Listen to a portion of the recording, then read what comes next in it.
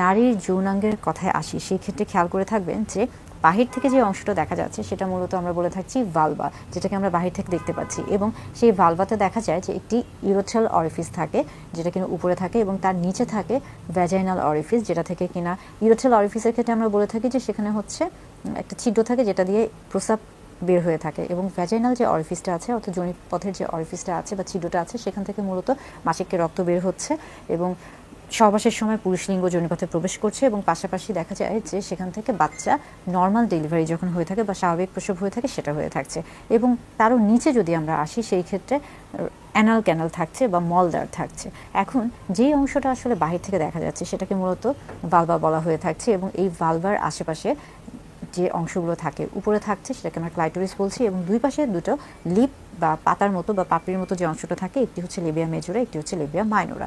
বাহির থেকে এটাকে দেখতে কেমন লাগে এবং বাহির থেকে মূলত কী ধরনের হয়ে থাকে, আজকে মূলত সেটা নিয়ে কথা বলবো। যেহেতু সকলেই ভ্যাজাইনা হিসেবে পরিচিত সকলের কাছে, সেহেতু সেই হিসেবে যদি বলে থাকি তাহলে ভ্যাজাইনা কত ধরনের, বা এখানে বোঝাচ্ছে যে বাহির থেকে দেখতে এটা কত ধরনের বা এটার সাইজ বা শেপটা কীরকম হয়ে থাকে, মূলত এটা নিয়ে আজকে কথা বলবো। বাহির থেকে যখন দেখা যায় তখন সেই ক্ষেত্রে খেয়াল করতে হবে যে বাহির থেকে যখন আপনি যোনিপথকে চিন্তা করছেন বা ভালভার বা নারীর যৌনাঙ্গকে চিন্তা করছেন, তখন দুটো জিনিস আসছে, একটা হচ্ছে ইনার লিপ, একটা হচ্ছে আউটার লিপ। সেই ক্ষেত্রে দেখা যাচ্ছে যে একটা হচ্ছে অ্যাসিমেট্রিক্যাল, একটা ধরন হচ্ছে অ্যাসিমেট্রিক্যাল লিপ, যেখানে ইনার লিপটা ছোট থাকে এবং আউটার লিপটা বড় থাকে।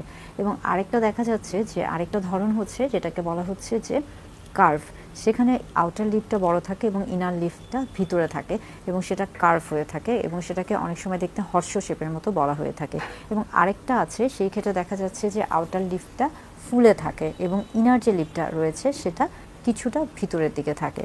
এবং এছাড়া এই গেল তিন ধরনের ভ্যাজাইনা বা ভালভার যে আমরা সাইজ এবং শেপের কথা বলছি। এখন আমরা আসছি আরও এক ধরনের, সেটা হচ্ছে মূলত আমরা সেটাকে বলে থাকি যে স্মল এবং হচ্ছে ক্লোজ। এটা মূলত বাহিরের দিকে যে লিপটা থাকে সেটা বন্ধ থাকে, ছোট থাকে এবং ভিতরেটাও দেখা যায় না। এবং সেই ক্ষেত্রে দেখা যাচ্ছে যে এই যে স্মল এবং ক্লোজ যে ভালভা ভ্যাজাইনার কথা বলা হচ্ছে, এইটা মূলত সবচেয়ে বেশি পরিচিত, কারণ নায়ক নায়িকাদের ক্ষেত্রে, বিশেষ করে নায়িকাদের ক্ষেত্রে মূলত এইটাকেই সবচেয়ে বেশি দেখানো হয়ে থাকে এবং সেই ক্ষেত্রে মনে করে থাকে বিশেষ করে পর্নের ক্ষেত্রে। অথচ এই ধরনের ভালভা ভ্যাজাইনা হচ্ছে সবচেয়ে আনকমন। তাই কখনোই আপনার স্ত্রীর মধ্যে এই ধরনের ভালভা বা ভ্যাজাইনাকে খোঁজার চেষ্টা করবেন না, কারণ এইটা সবচেয়ে বেশি রেয়ার বা আনকমন বা সবচেয়ে কম দেখা যায়।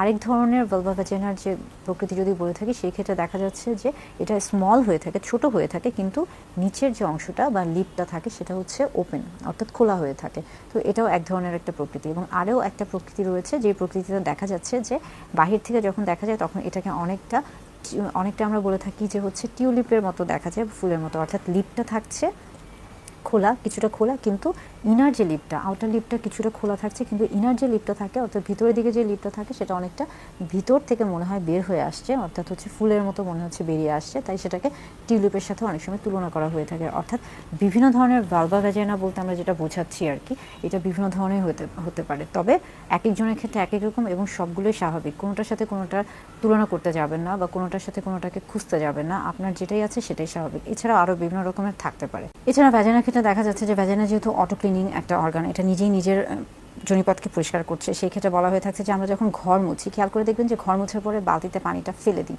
ময়লা পানিটা ফেলে দিই। ঠিক ভ্যাজাইনার ক্ষেত্রে বা যোনিপথের ক্ষেত্রে এমনটা হয়ে থাকে। যোনিপথ তার নিজের যে রাস্তাটা রয়েছে সেটাকে নিজে থেকে পরিষ্কার করে থাকে এবং একটা পর্যায়ে নিজে থেকেই সেই পরিষ্কার জায়গাটাকে পরিষ্কার করার জন্য বাইরে কিছুটা হচ্ছে ময়লা আবর্জনা বের করে দেয়। আবার আরেকটা জিনিস হচ্ছে যে যোনিপথের ব্যাপারটা হচ্ছে যে আমরা জানি যে অনেক সময় অনেক জায়গায় তাদের সীমানা বা এরিয়া অনেকে পাড়া দিয়ে থাকে, সেই ক্ষেত্রে যোনিপথে অনেকটা তাই।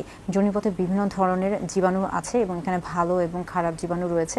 ভালো জীবাণুগুলো খারাপ জীবাণুকে ভিতরে প্রবেশ করতে দেয় না। এবং আরেকটা গুরুত্বপূর্ণ বিষয় হচ্ছে যোনিপথের যেহেতু পিএইচটা বা সেখানকার পরিবেশ বা আবহাওয়াটা যেহেতু কিছুটা অ্যাসিডিক বা আমরা বলে থাকছি যে যেহেতু কিছুটা অম্ল, তাই যারা অন্তর্বাস করে থাকেন বা যারা পেন্টি ব্যবহার করে থাকেন, একটা পর্যায়ে গিয়ে দেখা যায় যে তারা যতই পরিষ্কার পরিচ্ছন্নতা বজায় রাখুক না কেন, যদি দীর্ঘদিন ধরে একই পেন্টি ব্যবহার করে থাকেন বা অন্তর্বাস ব্যবহার করে থাকেন, তাহলে সেইটার যে রঙটা রয়েছে, বর্ণটা রয়েছে, সেই অম্লের কারণে সেখানে যেহেতু একটা ব্লিচিং হওয়ার সম্ভাবনা থাকে বা রঙটা পরিবর্তন হওয়ার সম্ভাবনা থাকে, তাই তার অন্তর্বাসের রঙটাও পরিবর্তন হয়ে থাকে। অর্থাৎ ভ্যাজাইনার অনেক রকমের আমরা বলে থাকি যে প্রপার্টিস আছে বা ফাংশন রয়েছে। এই প্রত্যেকটা ফাংশনই বা প্রপার্টি আসলে হচ্ছে ভ্যাজাইনার জন্য অত্যন্ত গুরুত্বপূর্ণ। তাই ভ্যাজাইনা সম্পর্কে সবার সঠিক ধারণা থাকতে হবে। হঠাৎ করে ভ্যাজাইনা সম্পর্কে ভুল কোনো তথ্য গ্রহণ করা যাবে না। যোনিপথ সম্পর্কে বেশ কিছু তথ্য দেওয়ার চেষ্টা করলাম। আশা করি এই তথ্যগুলো আপনাদের দৈনন্দিন জীবনে কাজে আসবে।